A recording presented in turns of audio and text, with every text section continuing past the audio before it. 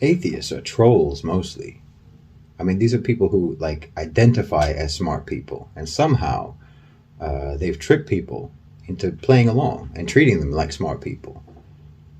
It's the definition of futile for a religious person, and certainly for a Muslim, to abuse any moment of their time engaged in the charade of debate or discussion with an atheist, trying to convince them of what's obvious, when their whole identity is built around denying the obvious because they think it makes them smart to do that. Not to mention when you have Muslims or religious people engaging with someone who is an atheist as a career, a professional atheist, whose job it is to willfully not be convinced. I mean, an atheist is like that one juror, on the jury, who just for the sake of being awkward is like, just because the defendant was caught covered in the victim's blood, holding the murder weapon, standing over the victim's body and carrying a notebook in his pocket, that detailed how he was going to carry out the crime and how he was going to stab the victim to death. That doesn't mean he's guilty. We weren't there when it happened. I didn't witness the crime myself.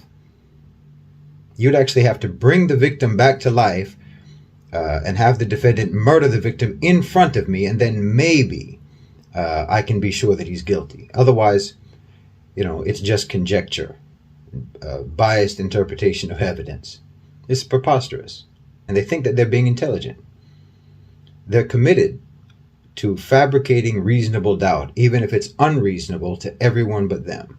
I mean, just by the principle of Occam's razor, which they like, God exists. God is the simplest and most obvious explanation for existence, for the universe, for creation. So you have to justify why this obvious explanation isn't true. You have to convince me of why there has to be some other convoluted, fantastical explanation for existence. Just like in a criminal case, you have to come up with some plausible explanation for why the overwhelming evidence does not lead to the obvious conclusion. Because look, again, like in a court case, the fact of the matter is that guilt or innocence is impossible to prove beyond a shadow of a doubt. Any half-decent lawyer will tell you that.